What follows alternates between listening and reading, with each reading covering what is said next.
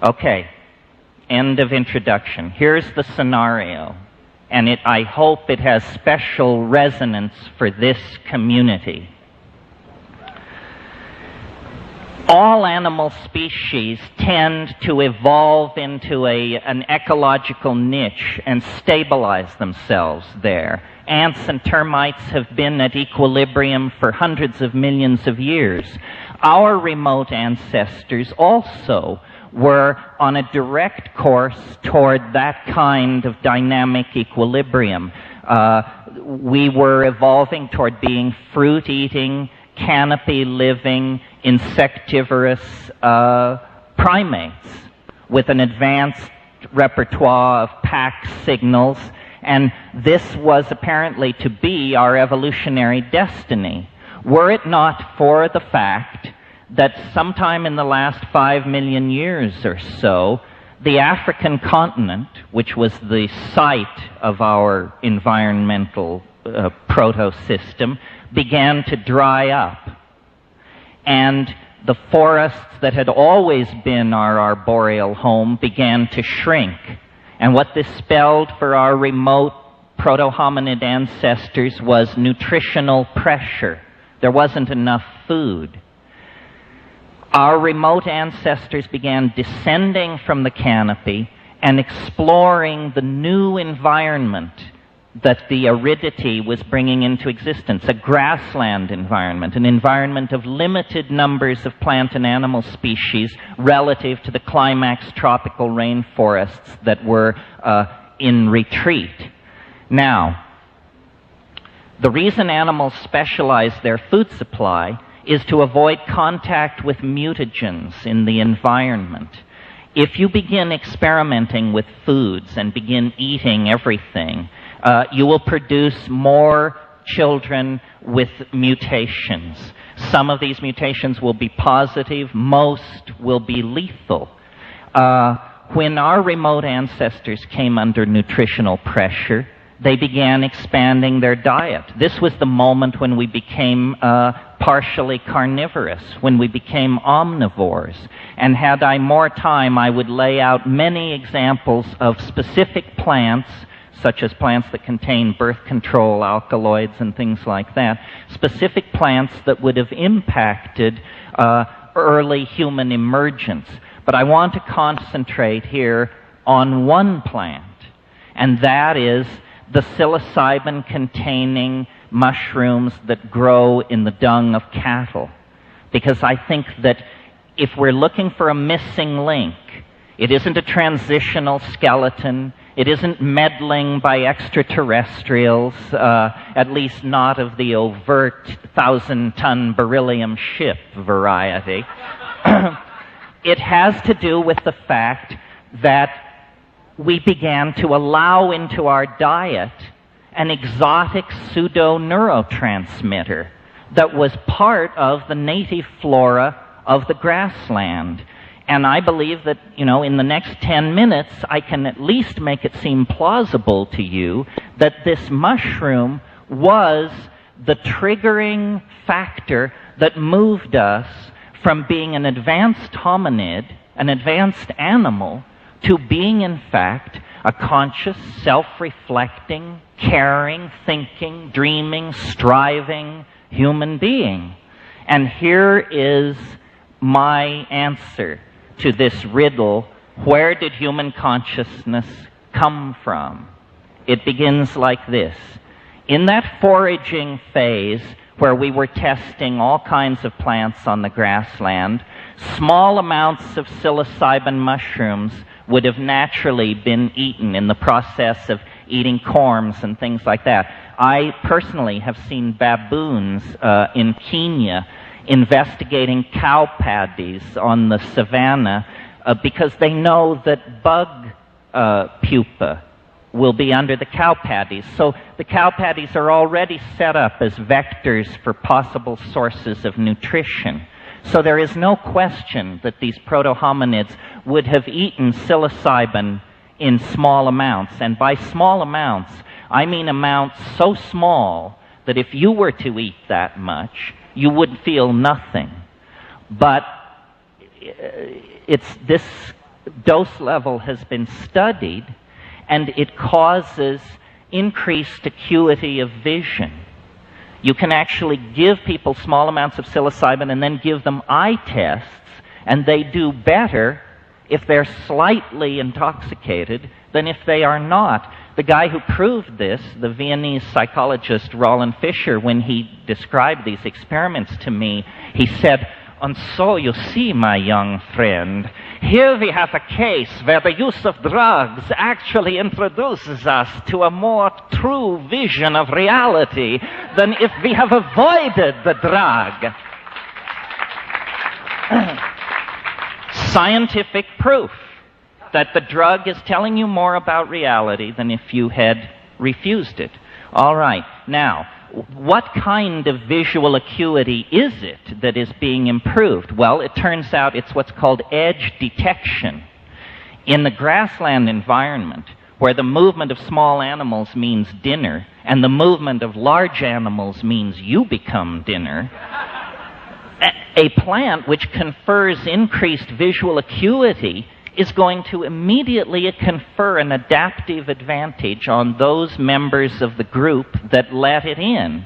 Those members of the group that refuse it out of aesthetic or gastronomic reasons will tend to be outbred, because the psilocybin-using members of the species will be more successful at obtaining food and at surviving to raise their own children to reproductive age, which is the name of the game in evolution.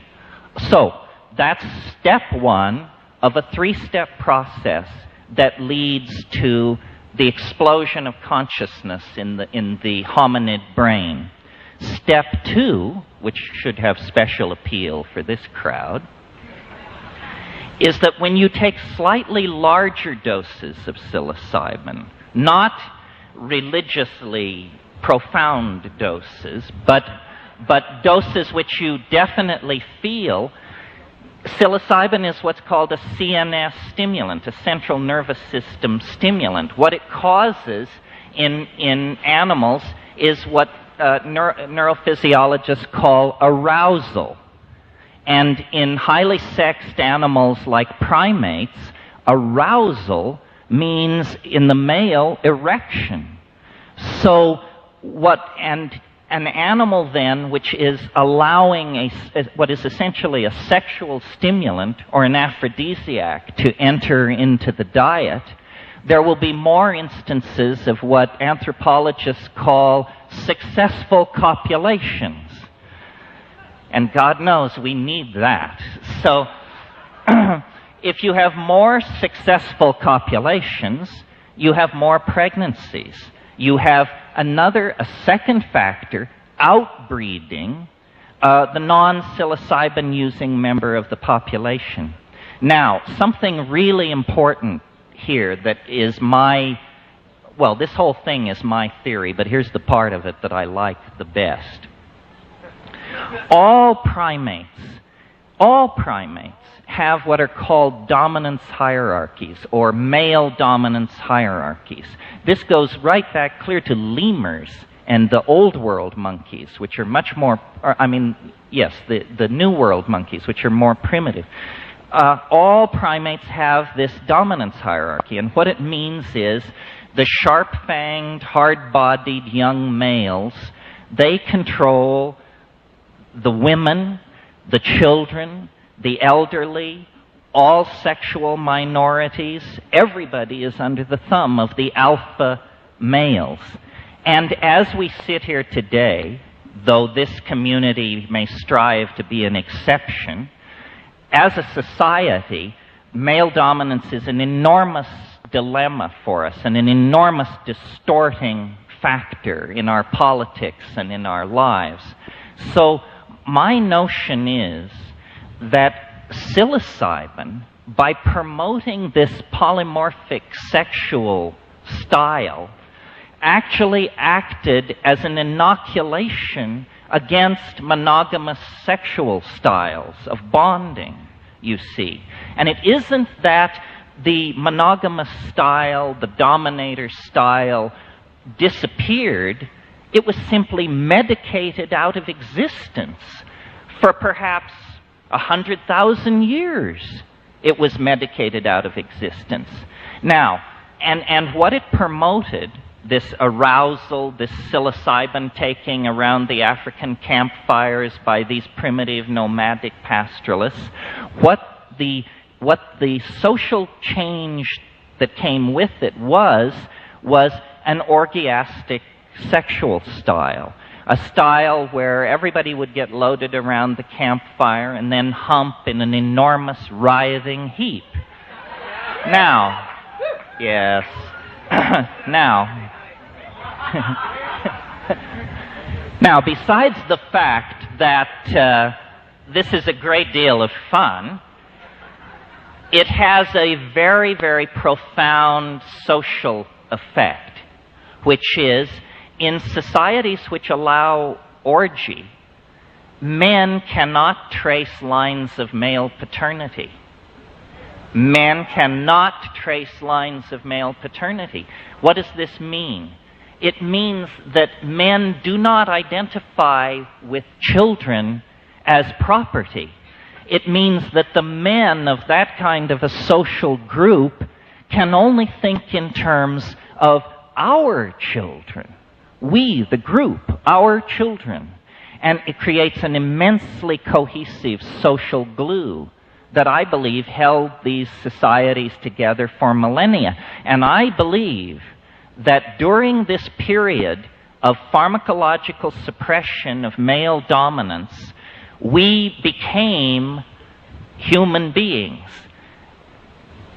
Theater, poetry, magic, art, altruism, dance, symbolic and cognitive activity of every sort was born in that window of opportunity when there was simultaneously a chemical suppression of male dominance and consequently an opening to Gaian intentionality, to the intent of the larger biological systems in which the human system was embedded.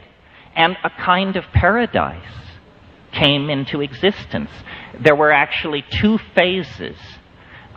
One from about 40 to 30,000 years ago in the interglacial. And in that early phase, human beings, cattle, and mushrooms were sort of all swirling together there on the African grassland in contact, but not yet a coherent triad.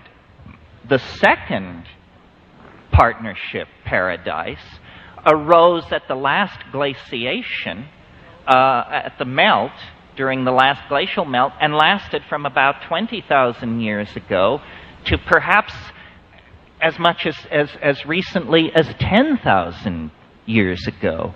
And it was in that later phase that the Magdalenian explosion occurred and the social forms were put in place that Hellenistic paganism was looking back at with a nostalgic and barely cognizable memory. There was an old memory of a kind of paganism that was old 5,000 years before Eleusis laid its cornerstone.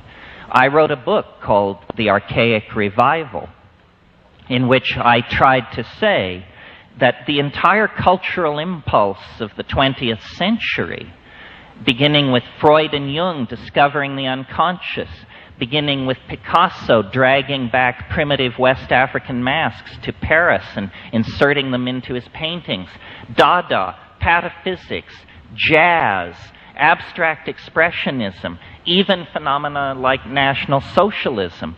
All of these various impulses in the 20th century, some positive, some negative, all have a common theme: archaism.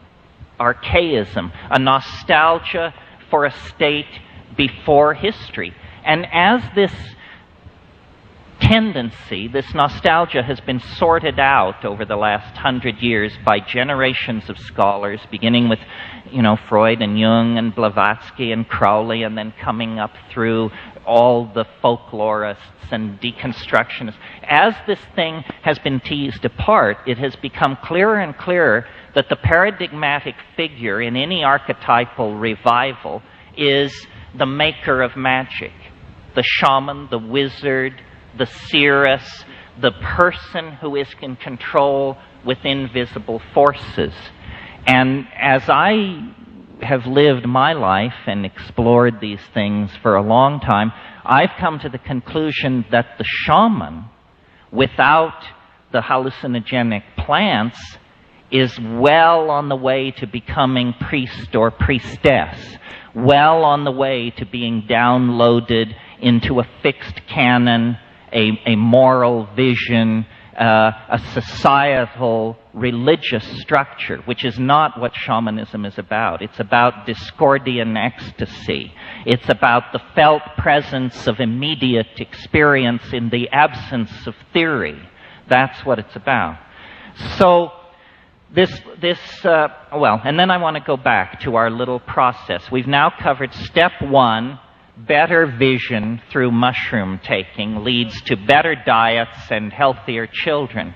Bigger doses lead to an end to monogamy, a dissolution of pair bonding, and a replacement of monogamous anxiety with polymorphic amorousness, or whatever you want to call it.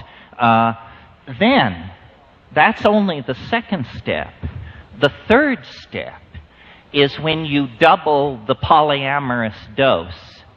And now, hunting is out of the question, and even fucking is out of the question, because you are nailed to the ground somewhere off at the edge of the firelight, wrestling with a mystery so profound, so bizarre, that even as we sit here with Husserl and Heidegger and Heisenberg and all these clowns under our belts, it is still absolutely mysterious, appalling, challenging, boundary dissolving, and unavoidably ecstatic. It is the living mystery. And I don't know how many of them there are in the world, but for my money, there only has to be one to rescue the entire concept from, the dirty claws of the reductionists, the materialists, the Christers, the nothing butters, the merely this and the simply thaters.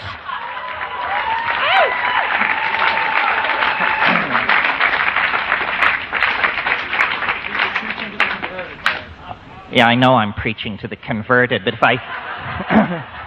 if I preached to the unconverted, I'd be hung from the yardarm.